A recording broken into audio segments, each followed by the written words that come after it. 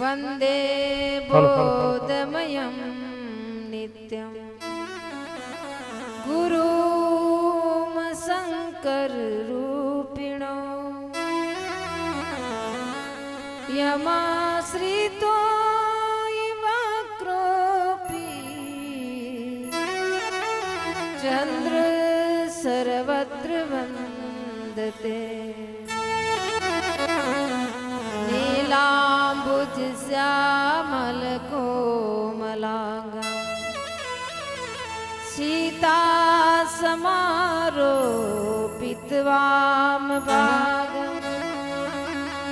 पाणो मासायक चारुचापं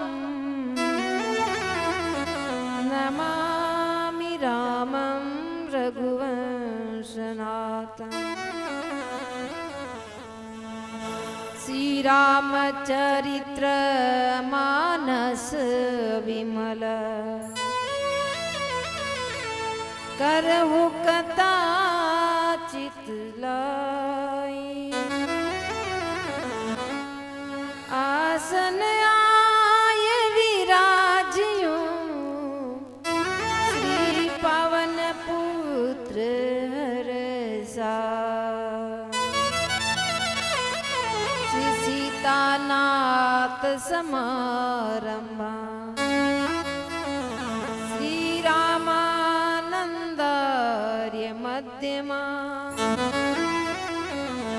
अस्मदाचार्य पर्यंता वंदे गुरु परंपरा दरिया सतगुरु भेटिया जा दिन जन्म सनात श्रवणा शब्द सुनाई की मस्तक दीना हाथ मस्तक दीना हाथ। आइए अपनी वाणी को पवित्र करते हैं। एक बार हम बोले, दूसरी बार आप सभी बोले। हरे राम राम राम हरे हरे, हरे कृष्णा कृष्ण कृष्ण हरे हरे। हरे राम राम राम हरे हरे, हरे राम राम राम हरे हरे। हरे कृष्ण कृष्ण कृष्ण हरे हरे, हरे कृष्ण कृष्ण कृष्ण हरे हरे।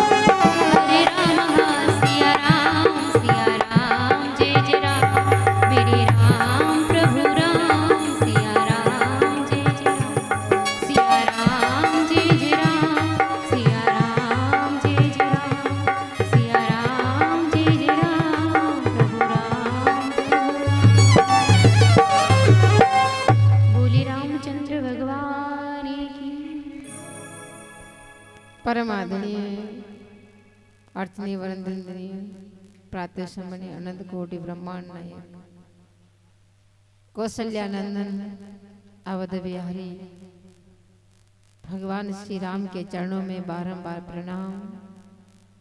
अनंत श्री दरियाव जी महाराज के पावन पाद पदों में कोटि से वंदन।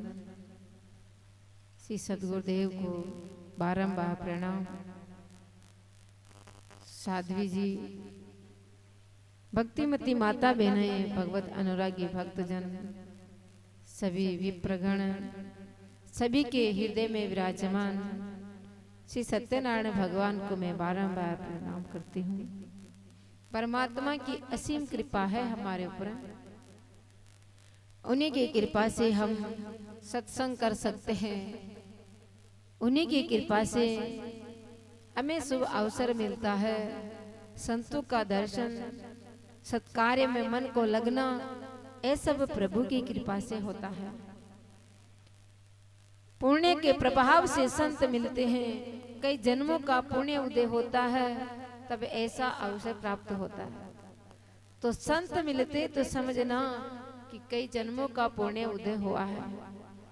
तुलसीदास जी महाराज ने कहा, पुण्य पुंज बिन मिले न संता, सत्संगति संसर्ति कर अंता। पूर्व जन्म का पुण्य उदय हुआ, तब उन महापुरुषों का सानिध्य मिला, उनका सत्संग मिला, और उनके सत्संग से हमें क्या लाभ हुआ है? तो लाभ बता रहे कि सत्संगति संसर्ति कर अंता, यानी वो सत्संगति संसर्ति का अंत कर देती है। संसर्ति का मतलब अपना जन्म मरण। संसर्ति इति संसार है, जो चलता रहता है, जो खिसकता रहता है, जो सरकता रहता है, जो चलायमान है, जो आवागमन जिसमें चल रहा है, वो संसार है, वही संसर्ति है। और कोई संसार कोई दूसरा नहीं है, अपना जन्म मरण ही संसार है। इसलिए जन्म मरण को खत्म करना है तो उन महापुरुषों का सत्संग करना पड़ेगा। बिना सत्संग से संसर्ति का अंत नहीं होता, जन्म मरण का अंत नहीं होता, हमारा मोक्ष प्राप्त नहीं होता। इसलिए मोक्ष को चाहिए, मोक्ष को चाहते हो तो सत्संग से जुड़े रहे, संतों से जुड़े रहे, महापुरुषों से जुड़े रहे, निश्चित रूप से हमारा उद्धार हो जाएगा। इसलिए कहा सत्संगति संसर्ति कर अंता। इसलिए भरद्वाज जी महाराज ने अपनी संसर्ति का अंत करने के लिए, अपने संशय को खत्म करने के लिए, अपने आवागमन को मिटाने के लिए, अपना सारा भ्रम को निवारण करने के लिए याज्ञवल्क्य के मुनि जी का पैर पकड़ लिया, चरण पकड़ लिया। महाराज आप यहीं रुक जाइए, मेरा उद्धार कीजिए, मेरा कल्याण कीजिए। कहा कि क्या बात है भरद्वाज, आप तो भगवान का प्रेमी हो और फिर ऐसी बातें क्यों कर रहे हो? तब कहा महाराज बहुत बड़ा संशय है। कल ये जो प्रसंग यहाँ तक आए थे, छोड़ा था। कहा कि हे नाथ, एक संशय मेरे अंदर अटका हुआ है, मेरी एक प्रार्थना है, इस संशय को दूर कीजिए। सारे चारों वेद आपके हाथ में हैं, आपकी मुट्ठी में हैं, आप पूर्ण रूप से तत्व को जानने वाले हैं। इसलिए जो महापुरुष तत्व को जानने वाला है, वही मेरा संशय निवारण कर सकता है, वही जिज्ञासु का उद्धार कर सकता है। क्योंकि महापुरुषों के अंदर दो विशेषता होती है। एक होता है ब्रह्मश्रोत्रिय, एक होता है ब्रह्मनिष्ठ। जो ब्रह्मनिष्ठ होता है वो स्वयं का तो कल्याण कर लेता है, लेकिन दूसरे का कल्याण नहीं कर पाता। लेकिन ब्रह्मश्रोत्रिय वो होता है जो वेदों का ज्ञाता होता है, स्वयं का उद्धार कर लेता है और दूसरे का भी, अपने जिज्ञासुओं का, अपने प्रेमियों का, अपने भक्तजनों का, अपने सानिध्य में रहने वाले सबका उद्धार कर लेता है। तो हे महाराज, आप तो ब्रह्मनिष्ठ भी हैं, आप ब्रह्मश्रोत्रिय भी है, इसलिए चारों वेद आपकी मुट्ठी में है, मेरा संशय को निवारण कीजिए। महाराज कह रहे कि महाराज इस संशय को अगर कहूं तो भय लगता है और लाज आती है।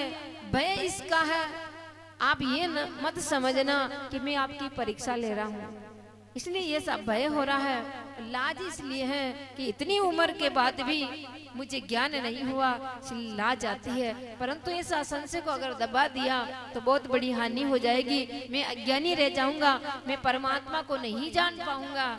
इसलिए महाराज मेरा संशय को निवृत्त कीजिए। कहा है, संत कही ऐसी नीति प्रभु, संत कहे ऐसी नीति प्रभु, श्रुति पुराण मुनि गाव, होयन विमल विवेक बुरे, गुरु सन कीन दुरा, गुरु सन की दुरा। महाराज संत महापुरुष ऐसा कहते हैं और उनकी नीति कहती है, श्रुति भी कहती है, 18 पुराण भी कहते हैं, मुनि लोग भी कहते हैं। अगर संतों से थोड़ा सा दुराव रख दिया, छिपाव रख दिया, तो वो निर्मल विवेक की जागृति नहीं होगी, वो निर्मल ज्ञान की उत्पत्ति नहीं होगी। अगर कोई व्यक्ति डॉक्टर के पास जाएगा, वो बीमार है, डॉक्टर के पास में जाकर वहां अपनी बीमारी को छुपा देगा तो डॉक्टर कैसे इलाज करेगा। ऐसे ही संतों के पास में जाकर अपने संशय को दबा दिया, अपनी शंका को दबा दिया, अपने भ्रम का निवारण नहीं कर पाए तो वो बीमार ही रह जाएगा, उनका जन्म मरण ये खत्म नहीं होगा। इसलिए महाराज हो इन विमल विवेक उरे, गुरु सन की दुरा, गुरु जी से अगर दुराव कर लिया, छुपाव कर लिया, कपट कर लिया, उनके सामने अपनी बीमारी नहीं बताई, अपना अज्ञान का छुपा दिया तो बड़ी हानि हो जाएगी। तो उत्तम कोटि का जिज्ञासु होता है, वो अपने गुरुदेव के सामने, अपने संतों के सामने जो सारी जो बीमारी होती है, वो जो संशय है उसको प्रकट कर देते हैं, मन में जो भ्रम है उसको बता देते हैं, मन के अंदर जो अज्ञान है उसको कह देते कि महाराज मेरा अज्ञान का निवारण कीजिए। भागवत में वर्णन आता है, सनकादि ऋषि कहते हैं सूजी महाराज से, अज्ञान ध्वंस विध्वंस कोटि सूर्य समाप्रभ, सूता क्याई कथा सारम मम करण रसायनम। हे महाराज अज्ञान ध्वंस, आप ऐसा ज्ञान सुनाइए, आपका ज्ञान तो करोड़ सूर्य के समान है, प्रकाशित करने वाला है। इसलिए मेरे जन्म जन्मांतर का जो अंधकार रूपी अज्ञान है उसका निवारण कर दीजिए। यहाँ भी यही कह रहे कि महाराज मेरे शंका को दूर कीजिए, मैं गुरु से दुराव नहीं रख रहा हूँ, छुपाव नहीं रख रहा हूँ। इस प्रकार भरद्वाज जी महाराज ने प्रार्थना करी। तो संतों से जो प्रार्थना कर लेता है गुरुदेव के सामने, अगर पूर्ण रूप से अपनी जिज्ञासा प्रकट कर देता है तो निश्चित रूप से उनका उद्धार हो जाता है। इसलिए एक पद में कहा है, दीन पर गुरुदेव करुणा कीजिए, दीन पर गुरुदेव करुणा कीजिए, दीन पर गुरुदेव करुणा कीजिए, ज्ञान दे अज्ञान को हर लीजिए, ज्ञान दे अज्ञान को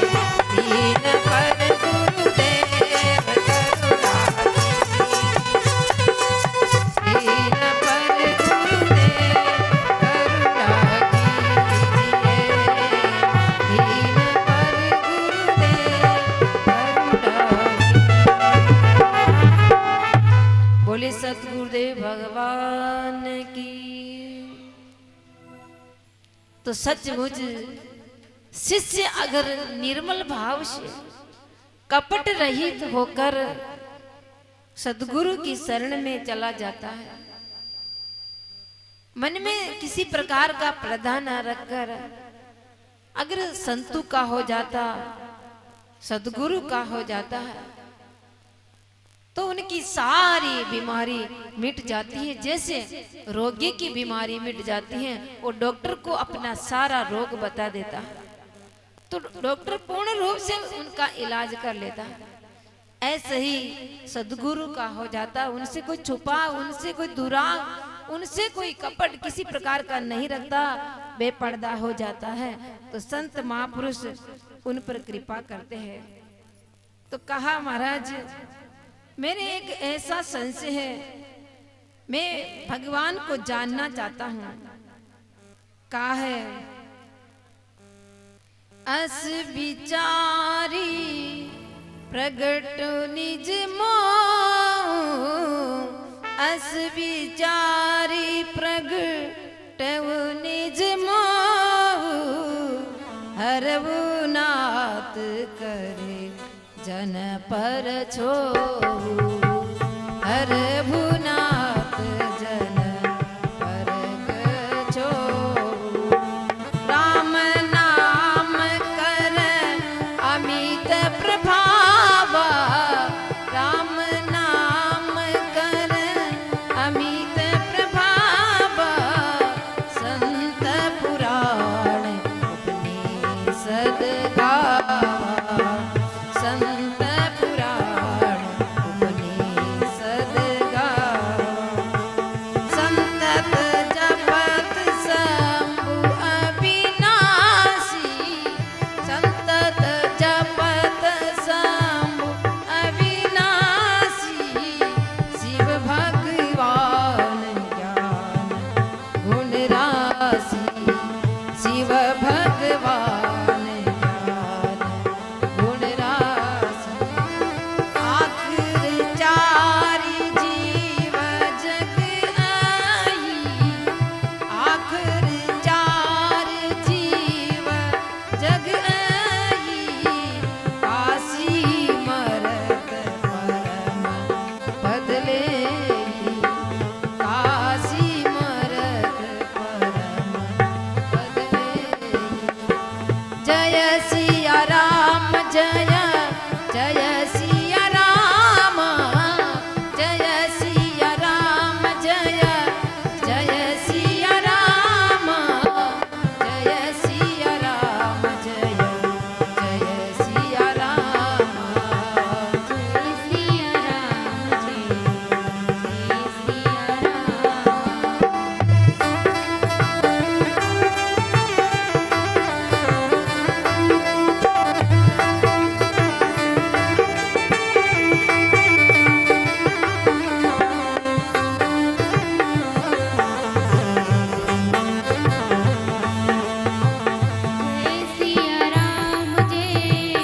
जय सिया राम, जय सिया राम, जय सिया राम, जय सिया राम, जय सिया राम, जय सिया राम।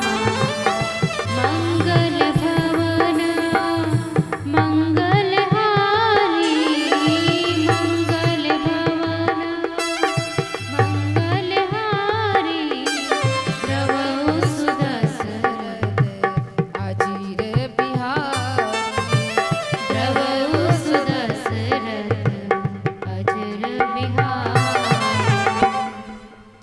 हे महाराज, मैं राम को जानना चाहता हूँ। राम का प्रभाव अमित है, कोई सीमा नहीं है। संत भी गाते हैं, पुराण भी उनकी महिमा गाते हैं, और उपनिषद भी उनकी महिमा गाते हैं। उन राम को मैं जानना चाहता हूँ। वो राम कैसे, जो सतत झपते रहते, शंभु अविनाशी है, फिर भी उन राम को जपते रहते। वो शिव स्वयं भगवान है, ज्ञान की गुण राशि, ज्ञान के भंडार है, फिर भी वो सतत जपते रहते हैं। और काशी के अंदर 4 प्रकार के जितने भी जीव होते हैं वो कोई भी अगर काशी में मरता है तो उनको राम नाम का मंत्र, उसी राम नाम का मंत्र शिव जी सुनाते हैं। 4 प्रकार के जीव कौन कौन से होते हैं? एक अंडज होता है जो अंडा से उत्पन्न होता है। अब आप जानते ही कितने ही पक्षी अंडों से होते हैं और कितने ही धरती पर चलने वाले भी अंडों से होते हैं। तो जितने भी अंडे को फोड़कर वो जीव उत्पन्न होता है वो भी अगर काशी में मर जाता है तो भगवान शिव उनको वही राम नाम का मंत्र सुनाते हैं और उनका मोक्ष कर देते हैं। एक होता अंडज और दूसरा होता स्वेदज। स्वेदज कहते जो पसीने से उत्पन्न होता है। अब पसीने से भी कितने ही जानवर पैदा होते हैं। जैसे प्रत्यक्ष रूप से आजकल तो दिखने में नहीं आता, लेकिन वो क्या पढ़ते क्या बोलते हैं उनको, शास्त्र की भाषा में उसको युक्का बोलते हैं। युक्का, अरे अपने क्या बोलते, जू क्या बोलते, जुआ। और पसीने से होती है। और खटमल होते हैं वो भी पसीने से होते हैं। और कई ऐसे पसीने से कितने ही जानवर होते हैं। तो ये भी अगर काशी में मरते हैं तो भोलेनाथ उनको भी राम नाम का मंत्र सुनाते हैं और उनके मोक्ष कर देते हैं। तो अंडज, स्वेदज और जरायुज जो जड़ से उत्पन्न होता है, जड़ से 4 पैर वाले जो पशु हैं उनके जितने भी बच्चे होते हैं वो जड़ से उत्पन्न होते हैं। और मनुष्य के बच्चे होते हैं वो भी जड़ से होते हैं। जड़ कहते हैं, उसमें एक थैली होती है उसको जड़ बोलते हैं, उसे कहते हैं जरायुज। जिससे क्या बोलते हैं, नाभि नाड़ी, वो बच्चे होते हैं उनका फिर नाभि छेदन करते हैं तो वो उसी थैली में रहता है वो बच्चा, तो उसके साथ वो जन्म लेता है, उसे कहते हैं जरायुज। जो जड़ से उत्पन्न हुआ उसे जरायुज कहते हैं। तो वो भी अगर मनुष्य भी जो भी 4 पैर से उत्पन्न होने वाले या 2 पैर से उत्पन्न होने वाले मनुष्य आदि, ये भी अगर काशी में मरेगा तो भोलेनाथ उनको राम नाम का मंत्र और राम की महिमा सुनाकर उनको मुक्त कर देंगे। और चौथा होता उद्भिज, जो पृथ्वी को फोड़ के निकलता है। अब जितने भी फसल होती है, जितने भी पौधे होते हैं, जितने वृक्ष होते हैं, वो सब धरती को फोड़ के निकलते हैं। ये भी अगर काशी में इनकी मृत्यु होती तो उनकी भी भोलेनाथ मुक्ति कर देते हैं। इसलिए कहा, आकर 4 जीव जग ऐही, काशी मर्द परम पद लेही। आकर का मतलब होता खान, यानी 4 खान के जीव होते हैं। ये 4 खान वाले जो भी जीव पैदा होते हैं वो मर जाते काशी में तो उनकी मुक्ति कर देते हैं। इसलिए प्रभु ऐसा राम का नाम है, ऐसा राम है। और राम कौन है, मैं उनके बारे में जानना चाहता हूँ।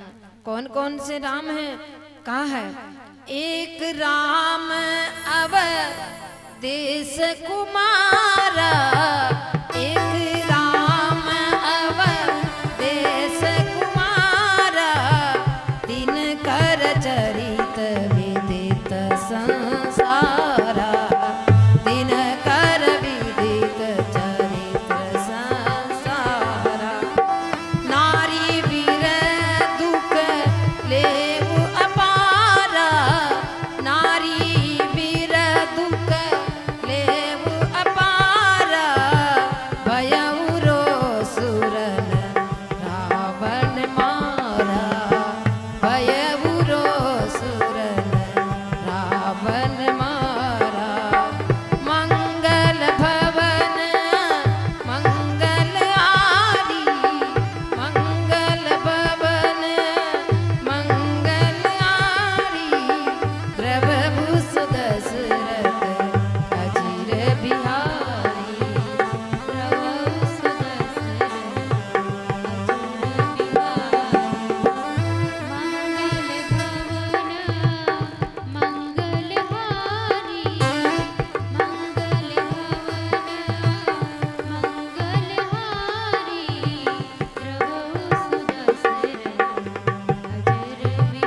हारी, प्रभु सुदशरथ अजिर बिहारी।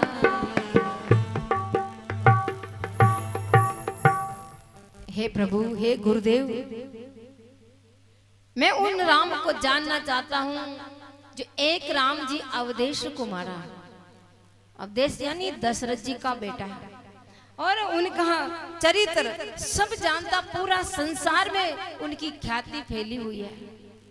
ऐसे वो अवधेश कुमार राम को, क्या वो राम है या एक राम वही राम है जो दशरथ जी का पुत्र होकर 14 वर्ष के लिए वनवास में चले गए और उनकी पत्नी का हरण हो गया। उस समय वो इतना दुखी हुए, नारी विरह दुख लेहु अपारा, भयउ रोष रन रावण मारा। वो नारी के विरह में बहुत अपार दुख को प्राप्त किया और वही क्रोधित होकर रावण को युद्ध में मार डाला। तो राम वो है। अगर वो सच्चिदानंद राम होते, वो भगवान होते, तो उनको दुख क्यों होता? उनको तो दुख हो गया, उनकी पत्नी का हरण हुआ और अपार दुख को प्राप्त हो गए। और राम होते, उनको क्रोध नहीं आना चाहिए, लेकिन वो तो क्रोधित होकर रावण को मार डाला। इसलिए महाराज बहुत बड़ा संशय हो रहा, क्या वो व्यापक राम है? एक राम दशरथ का बेटा, एक राम गटगट में बेटा, एक राम का सकल बसारा और एक राम सबसे न्यारा। मैं ये जानना चाहता हूं, दशरथ जी का बेटा क्या वो राम है या सबके अंदर विराजमान वो आत्मा के रूप में क्या वो राम है? या जो उत्पत्ति करने वाले वो ईश्वर क्या वो राम है? या सर्वत्र व्यापक है, वो सबसे अलग है, क्या जो उपाधि रहित क्या वो राम है? इसलिए महाराज मेरे बहुत बड़ी शंका हो रही है। जैसे मिटे मोर भ्रम भारी, जैसे मिटे मोर भ्रम भारी, कहूँ सो कथा हाथ विस्तारी, कहूँ सो कथा हाथ विस्तारी। जय सिया राम जय जय सिया राम, जय सिया राम जय जय सिया राम, जय सिया राम जय सिया राम, जय सिया राम, जय सिया राम। हे प्रभु, मेरा जैसे तैसे करके संशय मिट जाना चाहिए, मेरा भ्रम सारा दूर हो जाना चाहिए, मेरे भ्रम की निवृत्ति हो जानी चाहिए। आप कृपा करें और विस्तार से सुनाइए। ऐसा नहीं कि शॉर्ट में बोल दे, नहीं नहीं प्रभु, विस्तार से बताइए वो राम कौन है। उनका प्रश्न सुनकर, उनकी जिज्ञासा देखकर याज्ञवल्क्य मुनि हंस पड़े, मुस्कुराने लगे। हे ऋषि, मैं तुम्हारी चतुराई जान गया हूं, लगता है तुम्हारा प्रेम भगवान से बहुत है। आप अज्ञानी की तरह, एक मूढ़ की तरह संशय कर रहे हैं। आपके समान कोई जप तप करने वाला नहीं है। मन क्रम वाणी से आप भगवान के भक्त हो, फिर भी जैसे कोई मूढ़ व्यक्ति, जैसे कोई अज्ञानी व्यक्ति संशय करता, शंका करता है, वैसे पूछ रहे हैं। मैं तुम्हारी चतुराई जान गया हूँ, तुम राम कथा सुनना चाहते हो और वो भी मेरे मुख से। आप सब कुछ जानते हैं, फिर भी मेरे मुख से राम कथा सुनना चाहता हूँ। अच्छा, राम कथा मैं कहता हूँ, राम कथा क्या होती है? राम कथा आदर सहित मैं तुम्हें कहता हूँ, ये राम कथा क्या है? का है महामोहमयी से सुविशाला, महामोहमयी से सुविशाला, राम कथा कालिका कराला, राम कथा कालिका कराला, राम कथा शशि किरण समाना, राम कथा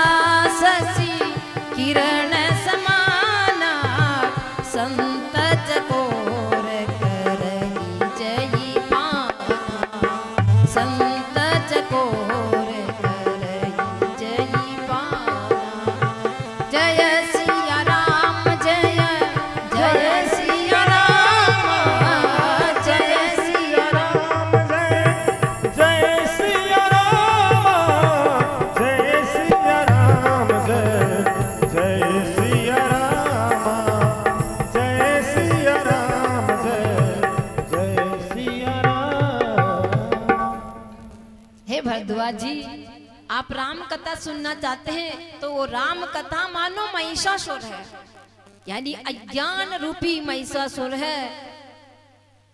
ये अज्ञान रूपी महिषासुर को मारने वाली ये राम कथा क्या है, मानो कालिका है। भवानी कालिका का रूप प्रकट करके उस महिषासुर का उद्धार किया, उसका वध किया। ऐसे ही हमारा ये अज्ञान है, यही महिषासुर है और ये राम कथा मानो कालिका है। इसलिए कहा महामोह, जो अपना मोह है, अपना अज्ञान है, ये महामोही महिषासुर है। लेकिन राम कथा कालिका कराला, ये राम कथा से सारा मोह का संशय जितना भी वो सब छेदन हो जाता है, सारा संशय निवृत्त हो जाता है। ये राम कथा क्या है, शशि किरण समाना और संत चकोर करही जय पाना। चंद्रमा को देखकर चकोर पक्षी देखता रहता। ऐसे ही ये राम कथा मानो चंद्रमा की किरण के समान है और संत महापुरुष चकोर बन के उनको सुनते रहते, पान करते रहते, कानों से राम कथा पी जाती है। जैसे जूस है, जैसे कोई दूध है, पानी है, उसको मुंह से पिया जाता, लेकिन राम कथा को कैसे पीना है, वो कानों से पी जाती है। इसलिए राम कथा की महिमा जितनी गाए उतनी कम है। मैं तुम्हें, तुम्हारे अंदर जो संशय हुआ है, ऐसे ही संशय एक बार भवानी सती को हुआ था, पार्वती को हुआ था। सती के बहुत बड़ा संशय हो गया, उसकी निवृत्ति के लिए भोलेनाथ ने राम कथा श्रवण कराई। मैं ही तुम्हें वही राम कथा सुनाऊंगा।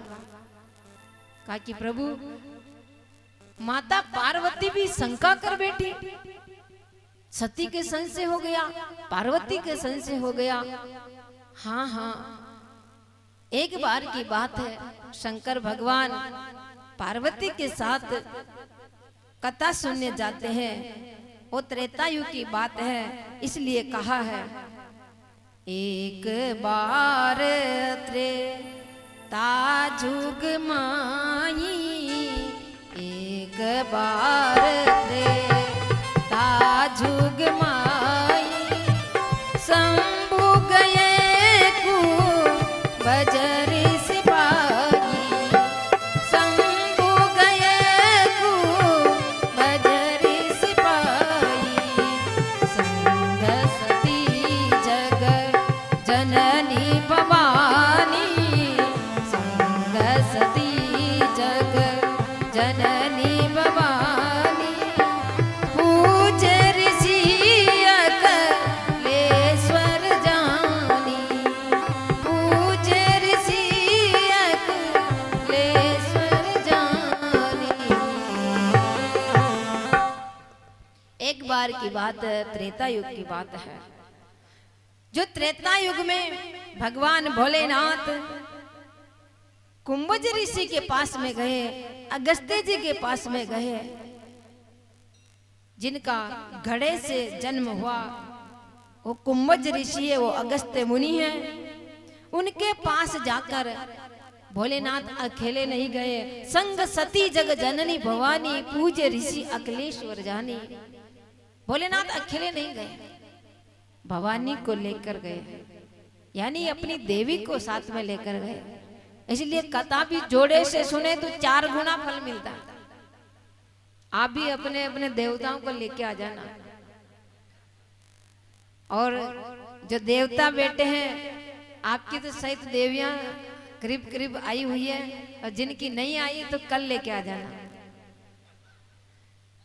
कई देवियां ऐसी है कि कथा में चला, आप तो जाओ, आपका तो काम नहीं है, बाहर तो रोटी बनानी, बर्तन साफ करना, 17 काम है।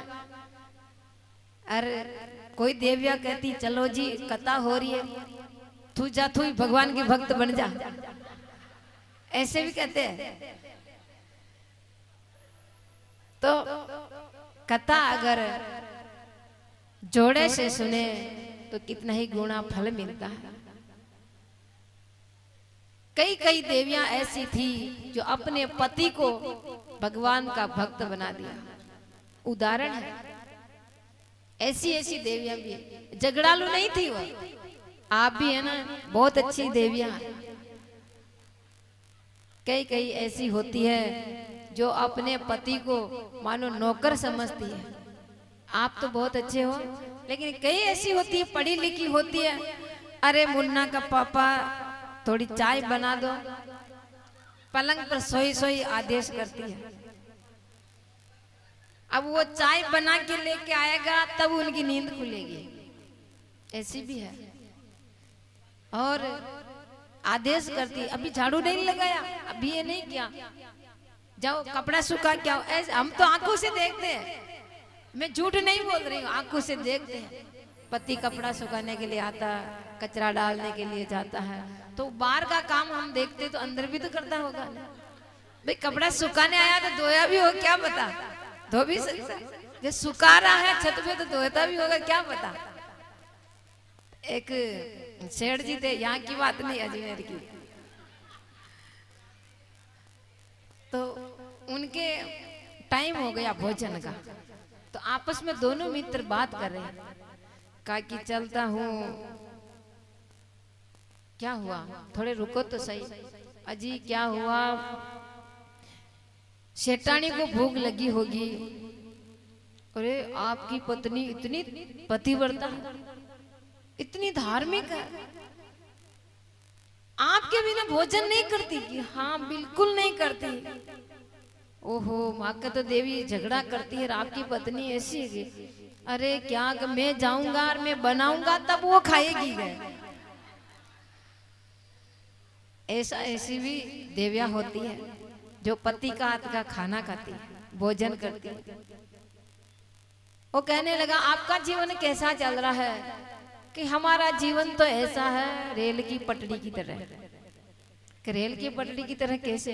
कि जिंदगी भर साथ रहते हैं लेकिन बोल चाल नहीं होती, मिलते नहीं है। रेल की पटरी आपस में मिलती नहीं है, वो जिंदगी भर साथ रहती है, तो एक घर में रहकर भी अनबन रहते हैं। लेकिन जो कथा श्रवण करने वाली, जो सत्संग में आने वाली माताएं ऐसी नहीं होती। आप तो बहुत अच्छे हो, लेकिन देवताओं को साथ लाना। जैसे शंकर भगवान साथ में लेकर आए हैं, संग सती जग जननी भवानी, पूज्य ऋषि अखिलेश्वरी जाने। ऐसे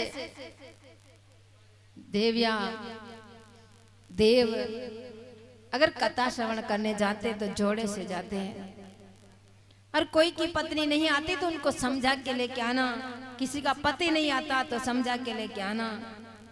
वहां दोनों ही भगवान भोलेनाथ, माता पार्वती, माता सती, पार्वती नहीं थी उस समय, सती थी, तो सती और भोलेनाथ वह कथा श्रवण करने के लिए गए। राम कथा मुनि बरज बकानी, सुनी महेश परम सुख मानी।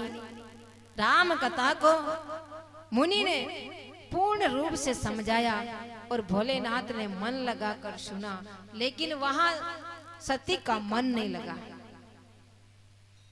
भगवान का तो मन लग गया लेकिन सती का मन नहीं लगा। उनके मन में शंका थी कि जिनकी उत्पत्ति घड़े से उत्पन्न होती है तो उनका ज्ञान समुद्र जैसा नहीं, घड़ा जितना, वो क्या कथा सुनाएगा, ऐसी मन में शंका थी। लेकिन भोलेनाथ वहां मन लगाकर राम की कथा श्रवण कर रहे हैं। कहत सुनत रघुपति गुण गाता, कछु दिन रहा तहां गिर नाता। वही भोलेनाथ कुछ दिन तक वही कथा श्रवण करी और फिर मुनि से विदा मांगी कि अब हम चलना चाहते हैं। तब अगस्त्य मुनि ने कहा, प्रभु हमने आपको राम कथा सुनाई और मेरी भी एक प्रार्थना है, मेरी भी इच्छा है, राम की भक्ति क्या होती है, मैं भक्ति के बारे में पूछना चाहता हूँ, राम की भक्ति कैसे करनी चाहिए। तो भोलेनाथ ने भी भक्ति का उपदेश किया, भक्ति क्या होती है ऐसा लक्षण बताया। भगवान राम ने कहा भक्त का लक्षण क्या होता है? भक्ति तात अनुपम सुख मूला, भक्ति तात अनुपम सुख मूला, मिलई जो संत होई अनुकूला, मिलई जो संत होई अनुकूला।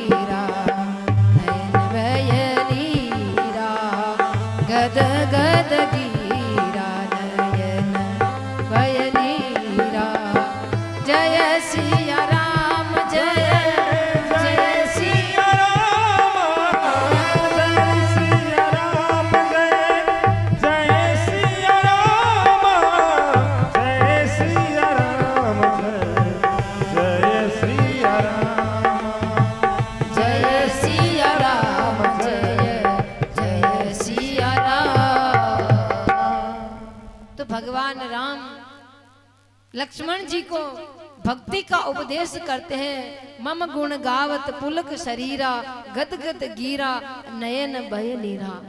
भगवान का गुण गाते गाते वाणी पुलकित हो जाती है, आंखों में आंसू आ जाते हैं। यही भक्त का लक्षण होता है। तो ऐसा जिसमें लक्षण घटता हो वही अधिकारी होता है। इसलिए कहा भक्ति तात अनुपम सुख मुला। भक्ति का जो सुख है वो अनुपम है, उसकी उपमा नहीं दी जाती है। ऐसी भक्ति होती है। और ऐसी भक्ति कब मिलती है? हो संत अनुकूला, अनुकूल संत मिल जाते हैं तो ऐसी भक्ति प्राप्त हो जाती है। तो भगवान भोलेनाथ अगस्त ऋषि को, कुंभज ऋषि को अधिकारी समझकर उनको भक्ति का उपदेश किया।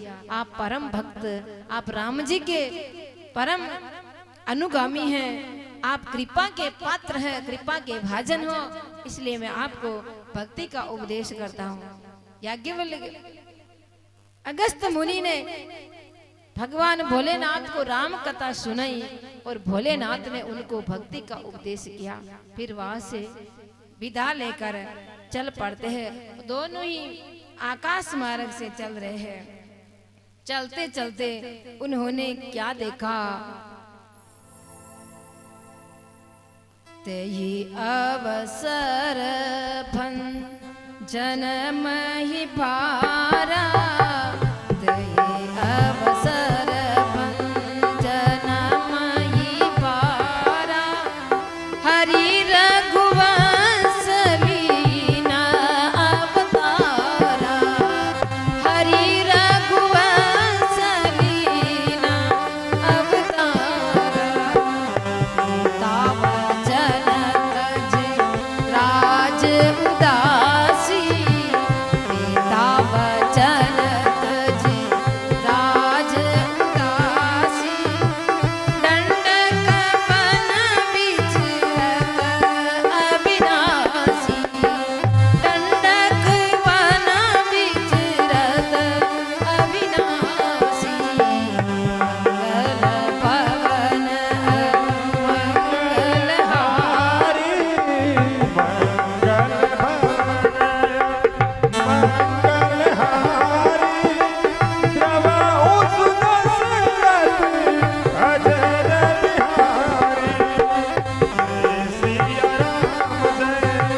जय सिया राम, जय सिया राम, जय सिया राम। भगवान भोलेनाथ आकाश मार्ग से माता सती सहित चल रहे थे। उसी समय क्या देखा? इस धरती का भार उतारने वाले भगवान ने अवतार ले लिया। वही अवतार लेकर पिता का वचन को सत्य करने के लिए राज को त्याग कर वही अविनाशी परमात्मा उस दंड का अरण्य में विचर रहे हैं। वही परमात्मा को देखते हैं। और कैसे देखा? वीरे विकल नर इव रघुराही, खोजत विपिन फिरत दोहो भाई। उनकी पत्नी का हरण हो गया था, सीता जी का हरण हो गया था। दोनों भाई मारीच बना हुआ सोने का मृग था, उनका वध करके दोनों कुटिया पर आए और सीता जी वहां नहीं मिली। रावण ने पहले ही उनको चुरा के ले गया। दोनों भाई ढूंढ रहे हैं राम जी क्या कहते हैं, उनकी कैसी दशा हो जाती है। हे खग, हे खग मृग है मधुकर श्रेणी, हे खग मृग है मधुकर श्रेणी।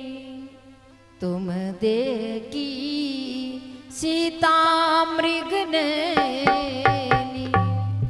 हे खग, हे खगराज, हे पक्षी, हे मृग, हे पशुओं, आपने क्या मृग नयनी सीता को देखा क्या? ऐसी दशा राम जी की हो रही थी। विरह विकल नर इव रघुराही, जैसे कोई सामान्य मनुष्य अपनी पत्नी के लिए तड़प तड़प कर रोता है, ऐसे राम जी की दशा देखी भोलेनाथ ने। जिनका कोई न कोई योग है न संयोग है किसी प्रकार का, उनकी कोई उपमा नहीं है। ऐसे प्रभु हर्ष विषाद से परे हैं, लेकिन ऐसी लीला करे हैं। हे सीते सीते सीते, इस प्रकार राम जी को रोते हुए देखा, बिलखते हुए देखा, दुखी होते हुए देखा, लेकिन भोलेनाथ ने क्या जाना, वाह प्रभु वाह, कैसी लीला कर रहे हैं आप। क्या कहा, जय सच्चिदा नंद जग पावन, जय सच्चिदा नंद जग पावन, अस कही चले मनोजन सावन, अस कही चले मनोजन सावन, चले जात शिव सती समेता, चले जात शिव सती समेता, पुनि पुनि पुलक कृपानि केता, पुनि पुनि पुलक कृपानि केता, सती सुदशा शंभु की देखी, सती जो सता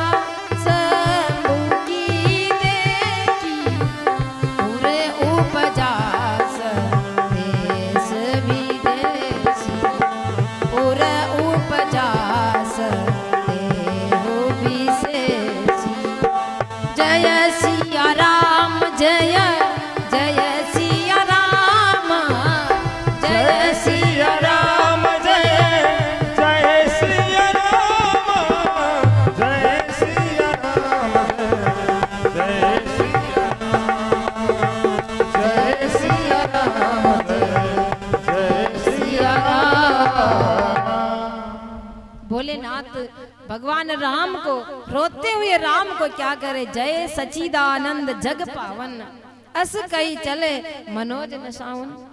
हे प्रभु, हे सत स्वरूप, हे आनंद स्वरूप, हे चेतन स्वरूप, आपकी जय हो। कैसी लीला करे, आप तो सत्य स्वरूप, आपका कभी जन्म नहीं होता, आपका कभी मृत्यु नहीं होती, आप तो जन्म मरण से परे हैं, त्रिकाल अबादितम सत्यम हैं, फिर भी आप जन्म लेकर कैसी लीला करें। आप चेतन स्वरूप हैं, सब कुछ जानने वाले, लेकिन अज्ञानी की तरह पूछ रहे हैं, खग मृग हे मधुकर श्रेणी, तुम देखी सीता मृग नयनी। वाह प्रभु वाह, हे आनंद स्वरूप, आप तो आनंद स्वरूप है, आप तो परमानंद है, लेकिन आप इतने दुखी हो रहे जैसे कोई सामान्य व्यक्ति दुखी होता है। लेकिन मैं तो आपको सच्चिदानंद ही कहूंगा। और भोलेनाथ जय हो करते करते चल रहे हैं। सती ने भोलेनाथ को देखा, आज शंकर भगवान का क्या हो गया, इतना खुश हो रहे हैं, इतना आनंद इनको। जो सामान्य एक राजकुमार है, उनकी पत्नी का हरण हो गया है और वो रो रहा है, बिलक रहा है, और उनको कह रहे सच्चिदानंद। ऐसा माता सती गए, बहुत बड़ा संशय हो गया। वो चिंता अंदर चिंतन करने लगी, शंकर जगत बंदे जगदीशा, सुर नर मुनि सब नावत शीशा। शंकर भगवान ऐसा है, पूरी जगत उनकी वंदना करती है, वो जगत के ईश्वर हैं, वो जगदीश है। सुर यानी देवता, नर यानी मनुष्य, मुनि महात्मा जन सभी उनको मस्तक नवाते हैं, और ये सामान्य एक राजकुमार के सामने मस्तक झुका रहे। ये मेरे बहुत बड़ी शंका हो गई, समझ में नहीं आ रहा। ये तो एक सामान्य राजकुमार दशरथ के पुत्र है, और इनको सच्चिदानंद कह रहे, परम धाम बता रहे हैं। इस प्रकार का संशय हुआ। उसने सोचा कि एक तो विष्णु है, विष्णु सो सुरहित नरतन धारी, सौ सर्वज्ञ जता त्रिपुरारी। हाँ, विष्णु भगवान ऐसा है जो पूरे संसार का पालन करते हैं, और मनुष्य शरीर धारण करके संसार का पालन पोषण करते हैं। वो सर्वज्ञ हैं, वो ऐसा नहीं है ज्ञानी, जैसे त्रिपुरारी, जैसे मेरे भोलेनाथ, जैसे मेरे प्राणपति, जैसे मेरा शिव सर्वज्ञ है, ऐसे विष्णु भी सर्वज्ञ है। लेकिन ये तो राजकुमार है और इनको सच्चिदानंद कह रहे हैं। इस प्रकार उनके मन में संशय हो गया। वो कहने लगी, शंभु गिरा पुनि मृषा न होई। भोलेनाथ की वाणी भी झूठी नहीं हो सकती। अब क्या करूं? ऐसी शंका होगी, मन ही मन में बहुत चिंतित है। लेकिन भोलेनाथ तो अंतर्यामी है, समझ गए। कहा कि पार्वती के कुछ संशय का अंकुर उत्पन्न हो गया है। शंकर भगवान ने कहा, हे सती, तुम्हारे मन में तुम्हारा नारी स्वभाव है, मैं समझ गया, तेरे संशय हो गया, कुछ शंका हो गई है। तुम जाओ, वही मेरे इष्ट देव है, अभी अभी अपन आए हैं राम की कथा सुनकर। जासु कथा कुंभज ऋषि गाई, भक्ति जासु में मुनि ही सुनाई। मैंने उनकी भक्ति सुनाई, उन्होंने मुझे राम कथा सुनाई। सोई मम इष्ट देव रघुवीरा, सेवत जाय सदा मुनि धीरा। मुनि धीर उनकी सेवा करते रहते हैं, वही मेरा इष्ट देव, वही रघुवीर है, उन्होंने अवतार लिया है। लेकिन पार्वती के मन में संशय बना हुआ है। तब भोलेनाथ ने कहा, देवी, तुम्हारी ऐसी शंका हो गई है तो जाओ, तुम्हारे मन का जो संशय मिटे वही काम करो। जैसे जाई मोह ब्रह्म भारी, करो उस जतन विवेक विचारी। भगवान की परीक्षा ले, तो परीक्षा ऐसे चतुराई से लेना, अपनी समझदारी से, विवेक से परीक्षा लेना। ऐसा न हो जाए कि अज्ञानी की तरह तुम परीक्षा ले लोगे, फेल हो जाओगे। मेरी बात सुनो। सती वहां से चल पड़ी। चली सती शिव आयुष पाई, कहीं विचार करो कहाँ भाई। मन में विचार करने लगी, कैसे परीक्षा लूं? परीक्षा लेना आता नहीं है।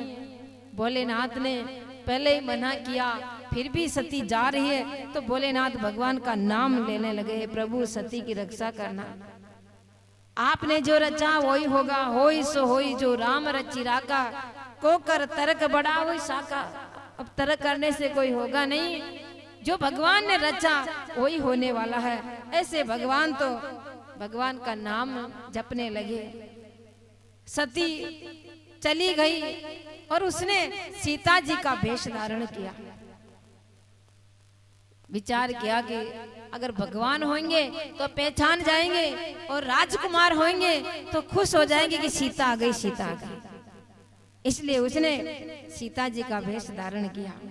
सीता जी का वेश धारण करके और जिधर राम और लक्ष्मण आ रहे थे, सीता जी को ढूंढते ढूंढते, और वो आगे से आई। आगे से आई। राम तो राम है, पहचान गए। सीता होती तो पीछे चलती, राम के आगे नहीं चलती। लक्ष्मण जी बोल पड़े, लक्ष्मण जी पहचान गए, ये तो माता है, जगत जननी है। भगवान राम समझ गए कि इसने कपट का भेष धारण किया है, ये सीता जी नहीं है, ये तो माता जगदम्बा है। तब हाथ जोड़ के क्या कहते हैं, जोरी पानी प्रभु कीन प्रणाम, जोरी पानी प्रभु कीन प्रणाम, पिता समेत लेन निज नाम, पिता समेत लेन निज नाम।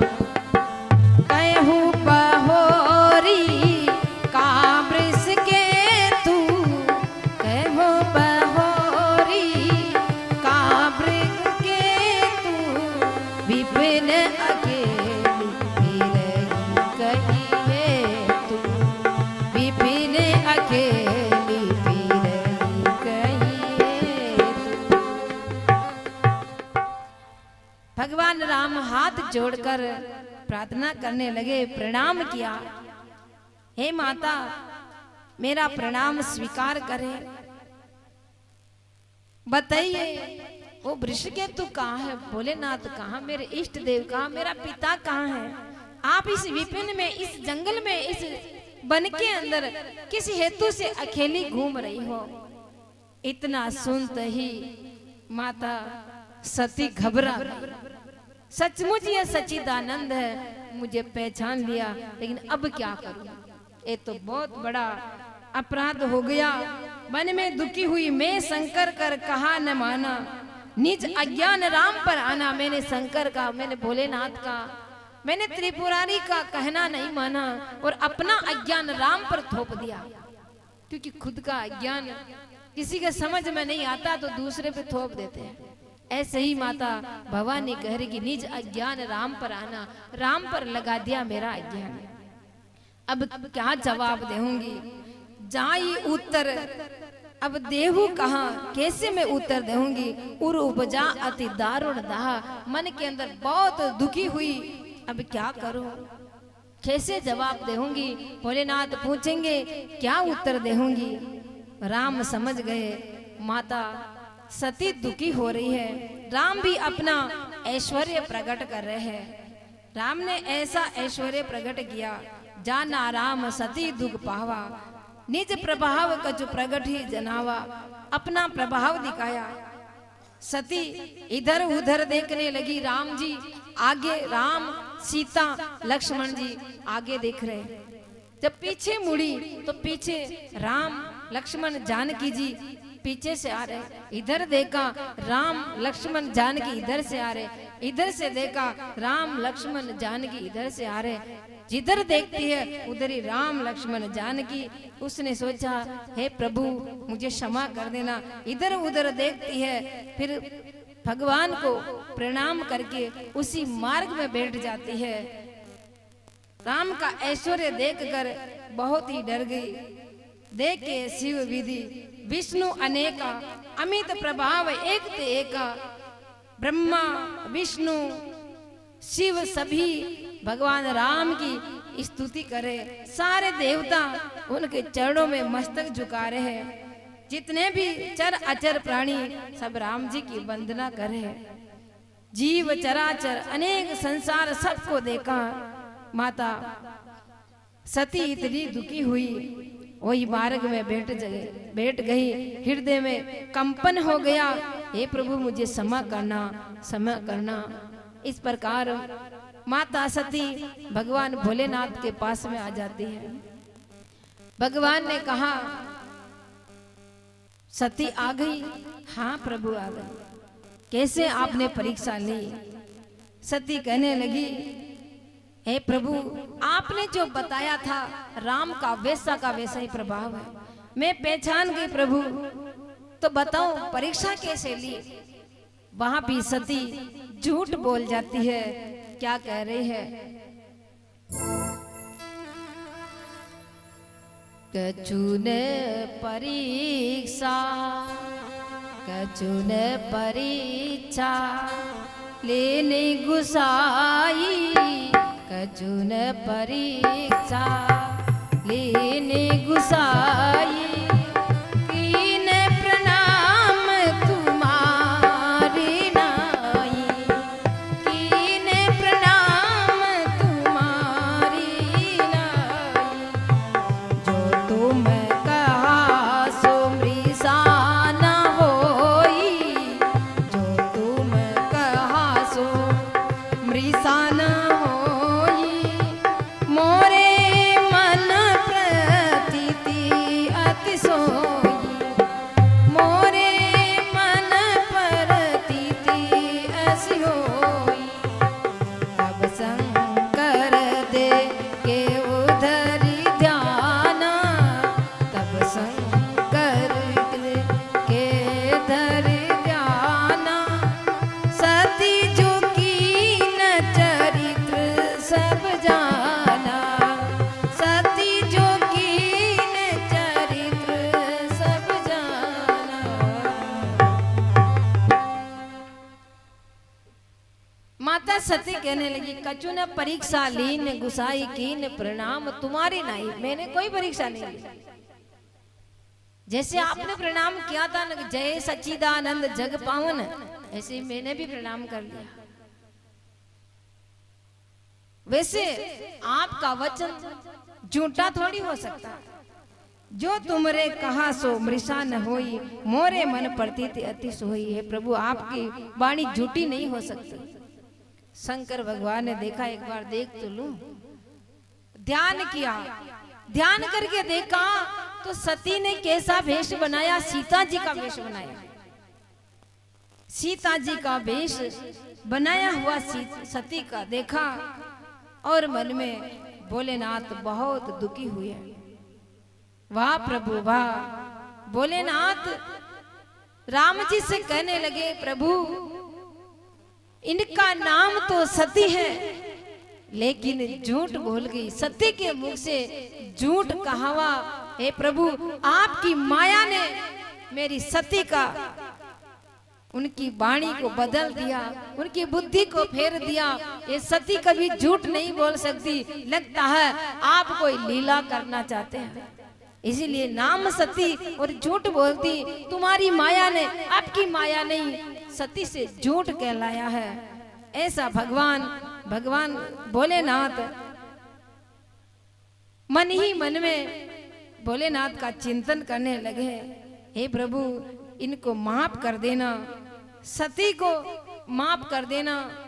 मन ही मन बहुत दुखी हुए और प्रभु को सिर नवाकर ऐसा चिंतन करने लगे।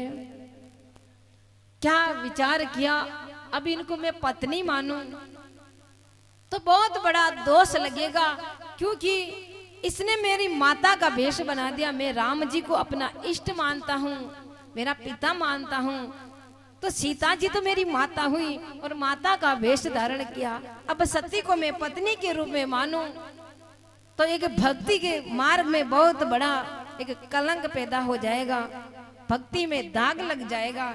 इसलिए शंकर भगवान का नाम जपने लगे और हृदय में राम जी को बिठा लिया। मन में ऐसा विचार किया, यही तन सती भेंट मोहि नाई, सिर संकल्प कीन मन माही। ऐसा संकल्प कर लिया कि अब इस शरीर से सती से नहीं मिलना है। उसी समय रास्ते में चलते चलते ही आकाशवाणी हुई, जय महेश, जय हो भोलेनाथ की, जय हो भोलेनाथ की। चलत गगन भे गिरा सुहाई, जय महेश बलि भक्ति दृढ़ाई। तुम्हारी भक्ति की जय हो, जय हो। आपने ऐसा संकल्प किया, आज तक ऐसा संकल्प किसी ने नहीं किया, जो अपनी पत्नी को होते हुए भी कहते हैं कि इस शरीर से सती से भेंट नहीं होगी। ऐसा संकल्प आपने किया, आज तक ऐसा संकल्प किसी ने नहीं किया। ऐसे भोलेनाथ की आकाशवाणी भी वाह वाह कर रही है, जय जयकार कर रही है। तो आइए हम भी भोलेनाथ का जय जयकार करते हैं। मन मेरा मंदिर, शिव मेरी पूजा।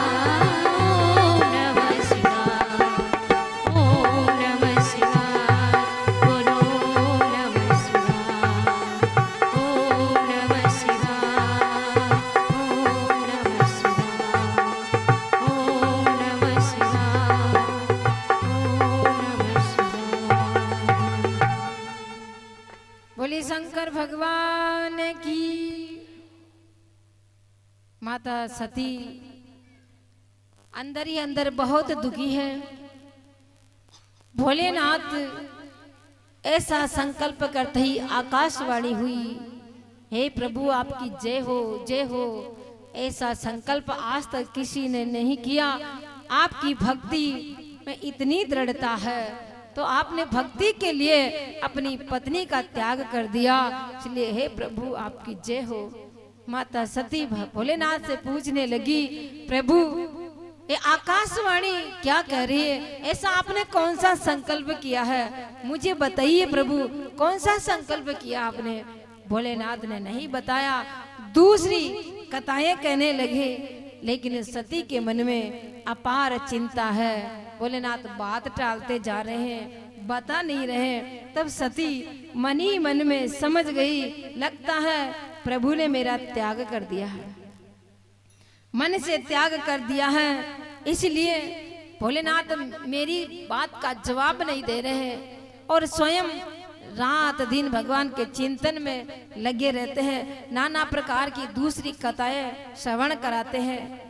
शंकर भगवान ऐसे सती को समझाते समझाते कैलाश पहुंच जाते हैं और वहां जाकर ऐसी समाधि लगा देते हैं। कहा है, शंकर सहज स्वरूप सहारा, लागी समाधि अखंड अपारा। अपने स्वरूप को पहचान लिया और ऐसी समाधि लगाकर बैठ गए। अखंड, वो खंडित नहीं होती, ऐसी समाधि लगाई। सती नित नया नया सोच करती है, चिंता करती है, प्रभु ने मेरा त्याग कर दिया है, लगता है प्रभु ने मेरा त्याग कर दिया है। इतनी लंबी समाधि लगा के बैठ गए। इस प्रकार दुख के सागर में डूब रही है।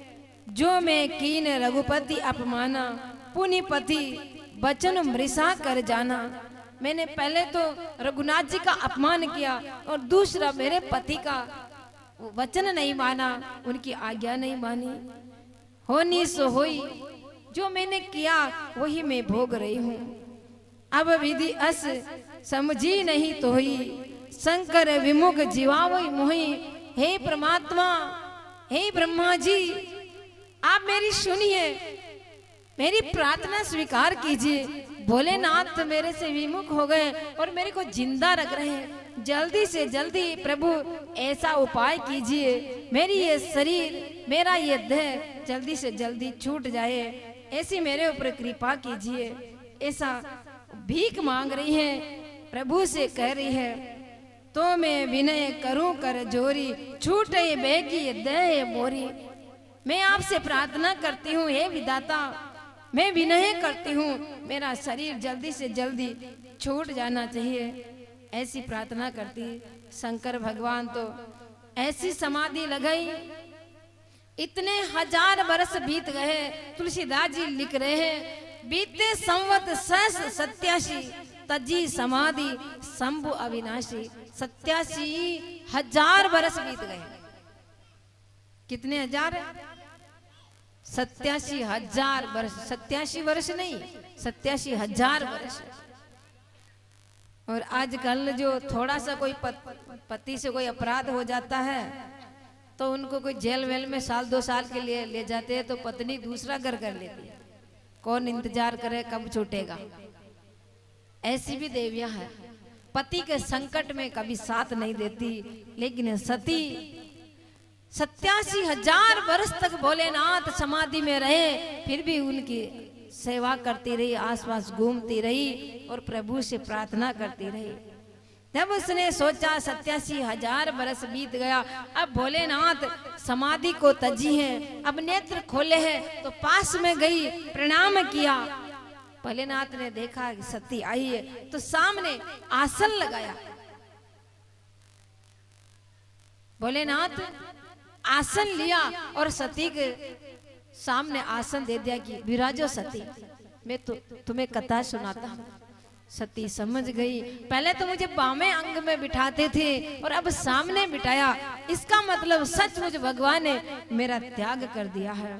ऐसा वो अपार दुख में डूब गई।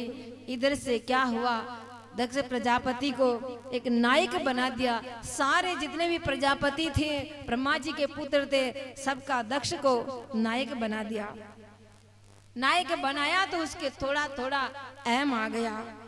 अहम आने से क्या होता है, बड़ अधिकार दक्ष जब पावा, अति अभिमान हृदय दबावा।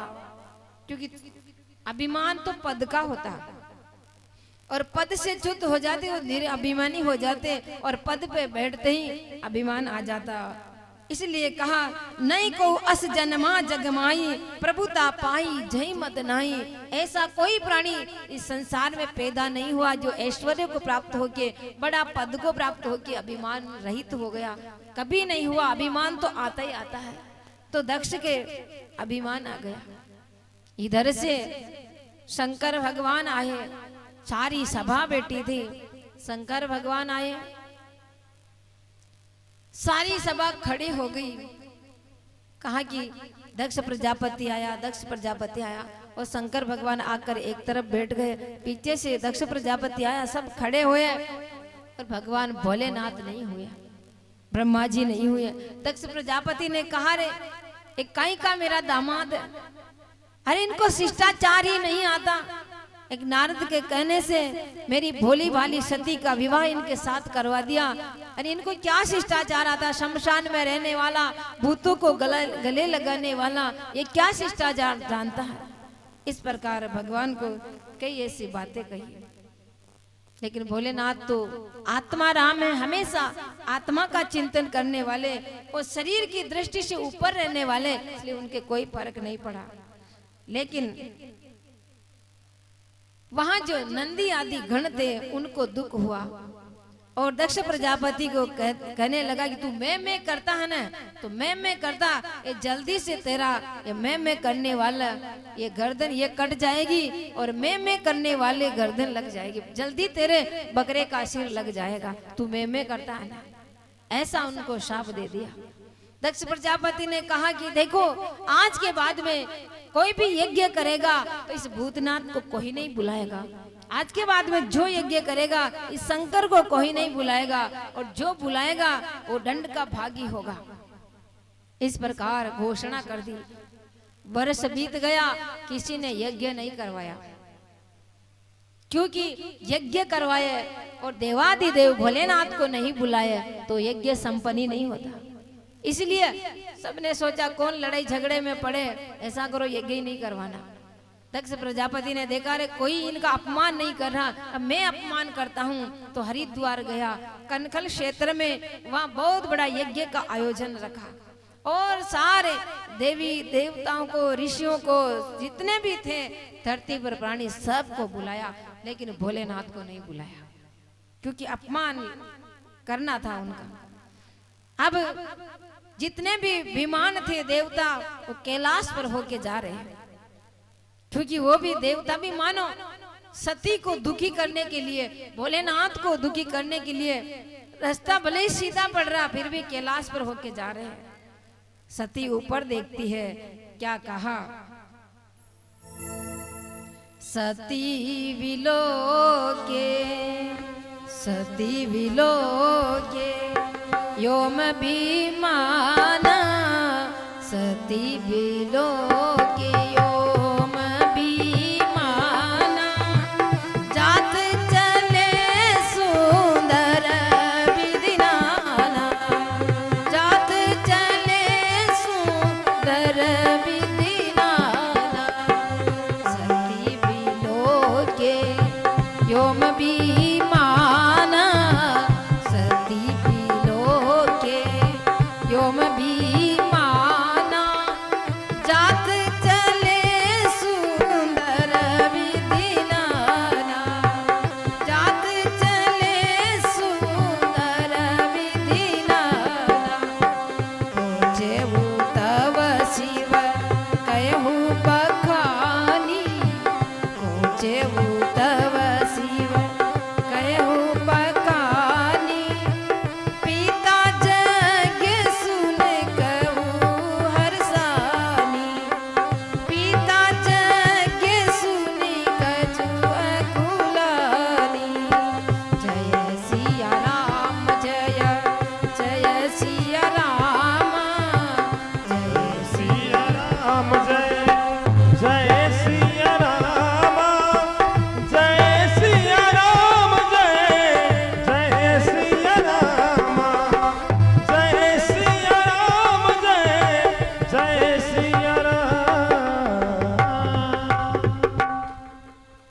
सती ने पूछा, प्रभु ये विमान कहाँ जा रहे हैं?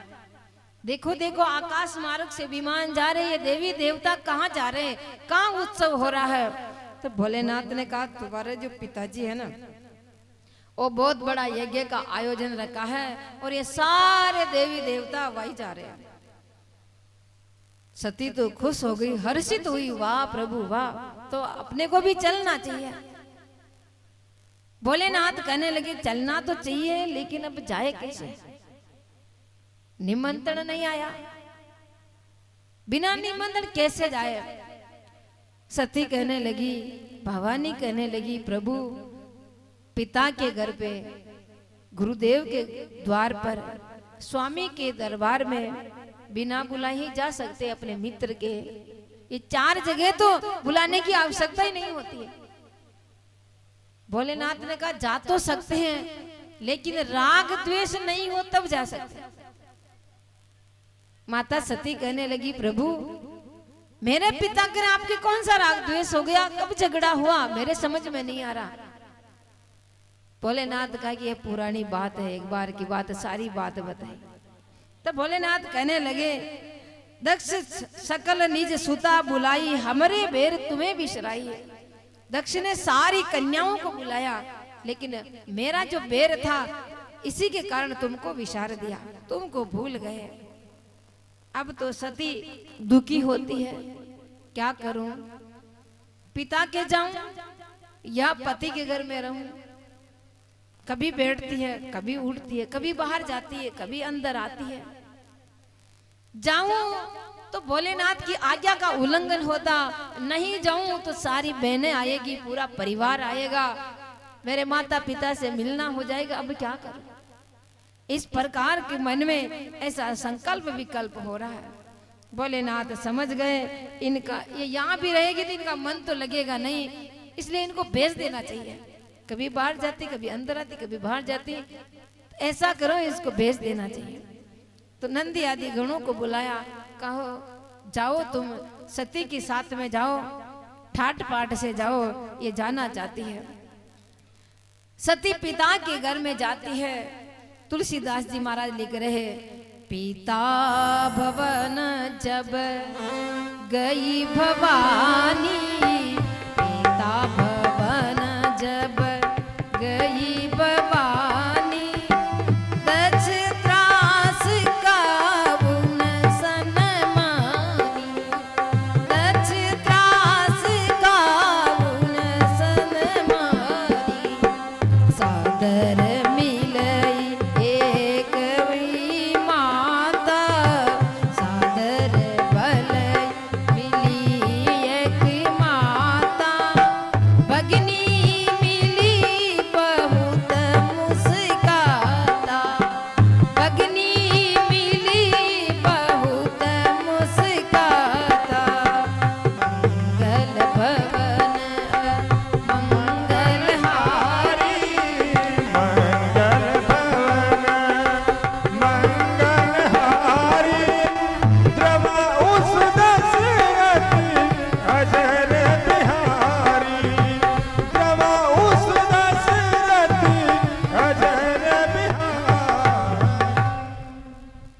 माता सती उस यज्ञ में पहुंच गई, खुशी खुशी से गई थी, बहुत हर्ष था मन के अंदर।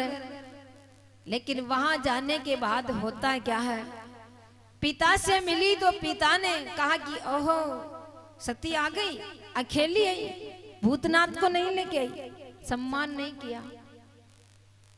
उस डोकरा को, उस बाबा को कहां छोड़ के आ गई। सती बहुत दुखी हुई। भोलेनाथ ने जो कहा वो सही था।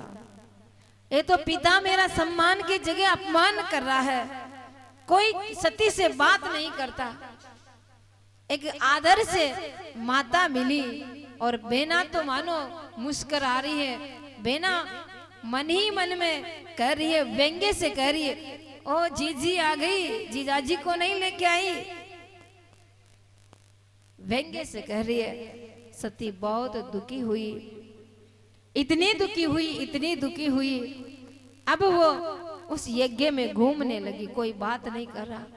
घूमते घूमते पूरी जगह को देखा, लेकिन शिव के लिए, परमात्मा भोलेनाथ के लिए कहीं जगह नहीं देखी, कोई स्थान नहीं देखा, कोई भाग नहीं देखा। अब तो सती बहुत दुखी हुई, मेरा अपमान हुआ कोई बात नहीं, लेकिन मेरा पति देव का अपमान हुआ है। पति देव का जहाँ अपमान होता है उस जगह को छोड़ देनी चाहिए। मैंने भोलेनाथ का अपमान किया, उनकी वाणी पर विश्वास नहीं किया, सो फल आज मैंने पा लिया है।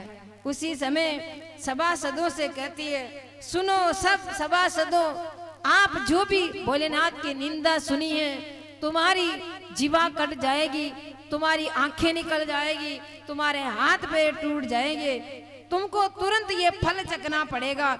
इस प्रकार पूरी सभा को कहती है और जाकर घूमती घूमती कहने लगी, जिसने शिव की निंदा सुनी है उनका कान फूट जाना चाहिए, उनके कानों की शक्ति का हरण हो जाना चाहिए। इस प्रकार सती सबको संबोधित करती करती तुरंत यज्ञ वेदी के पास में जाकर बैठ जाती है और वहां जाकर योगा अग्नि के द्वारा अपने शरीर का त्याग कर देती है। उसी समय ताली बजा रहे हो, सती जी आग में भस्म हो रही है और आप ताली बजा रहे हैं। बहुत अच्छे श्रोता, आपको कथा समझ में आ रही है। एक बार कहीं राम कथा हो रही थी तो राम की जय बुलाते बुलाते रावण का बोल दिया, तो सभी जय हो बोल दिया। मैंने कहा वास्तव में दुखी होना चाहिए, लेकिन अब क्या करें। एक महाराज जी कथा कर रहे थे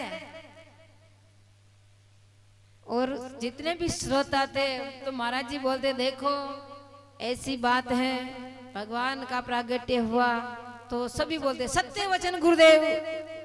फिर राम जी प्रकट हुए, सत्य वचन गुरुदेव।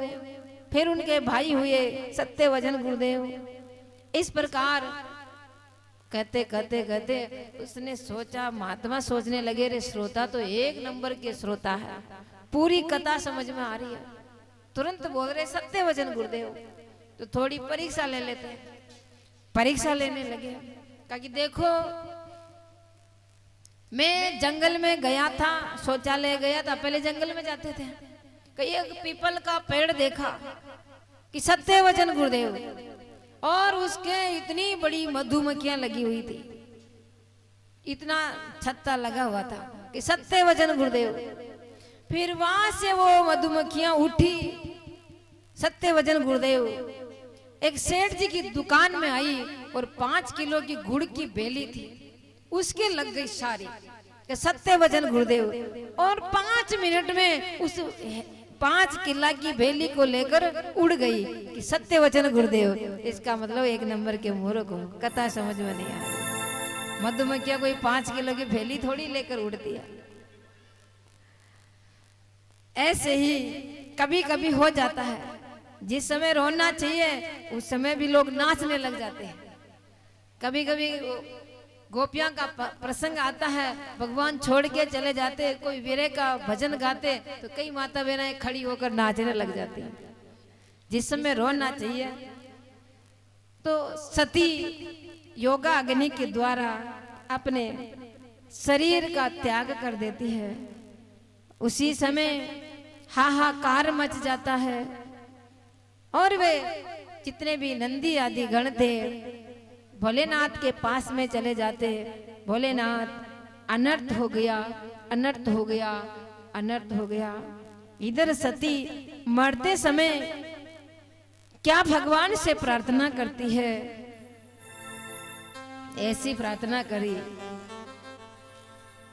सती मरत हरि सनबर मांगा, सती मरत हरि सनबर मांगा, जन्म जन्म शिव पद अनुरागा, जन्म जन्म शिव पद अनुरागा, सती मरण हरि सनवर मांगा, सती मरण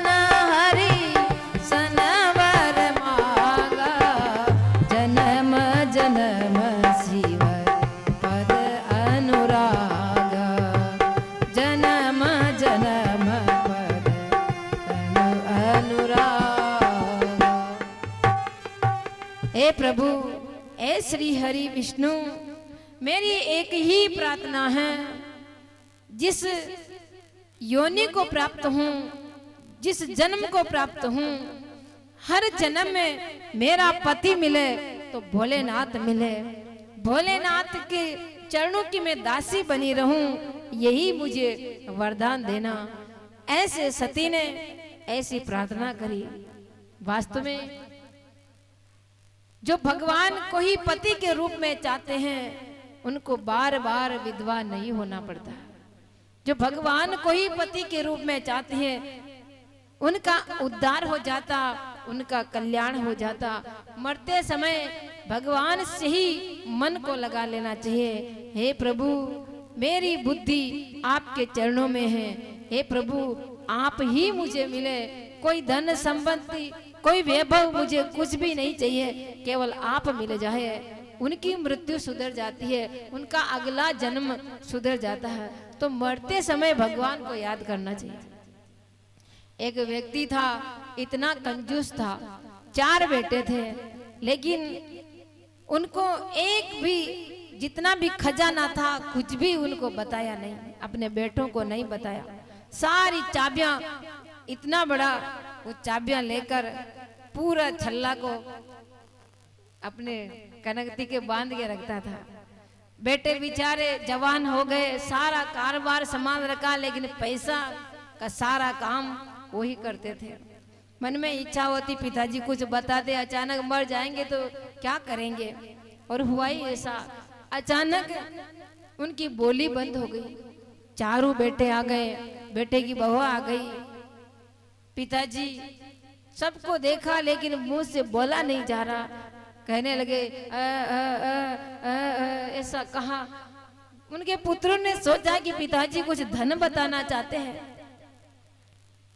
लेकिन इनकी बोली बंद हो गई, बोला नहीं जा रहा।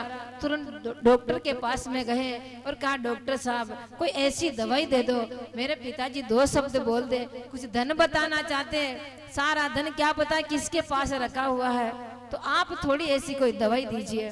डॉक्टर तुरंत आया, कहा कि देखो 10,000 रुपया लगेगा। कि ठीक है हम देंगे, लेकिन मेरे पिताजी 2 शब्द बोले। डॉक्टर दवाई ली, इंजेक्शन भरा और उनके लगाया और वो बैठा हो गया। दवाई ने असर किया, बैठा हुआ और बोले, अरे तुम सब यहाँ क्या खड़े हो, क्या कर रहे हो? वो कब का बछड़ा, वो झाड़ू खा रहा, वो झाड़ू खा रहा। इतना कहकर वापस बोली बंद हो गई। तो अंतिम समय भगवान याद आए, ये झाड़ू याद नहीं आए, नहीं तो दुर्गति हो जाएगी। बेचारे बेटे अपना मस्तक पकड़ कर रोने लगे, और 10,000 और कर्जा हो गया। ऐसा न होए, अपने जो हिसाब किताब जीते जी अपने पुत्रों को सौंप देना चाहिए। आराम से भजन करो, साधना करो। बुढ़ापे में भगवान का भजन करना चाहिए, धन संपत्ति से दूर हो जाना चाहिए, तभी मृत्यु सुधरेगी। अंतिम समय तो भगवान को याद करना चाहिए।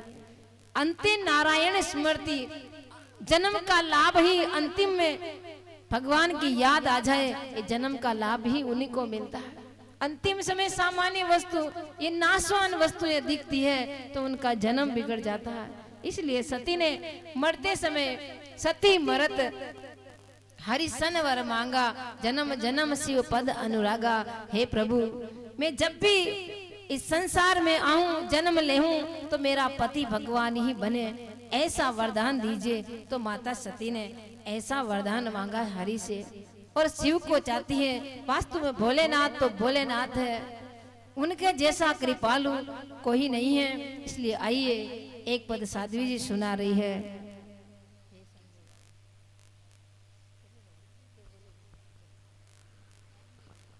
इसके बाद में आरती करेंगे। एक पद श्रवण कीजिए।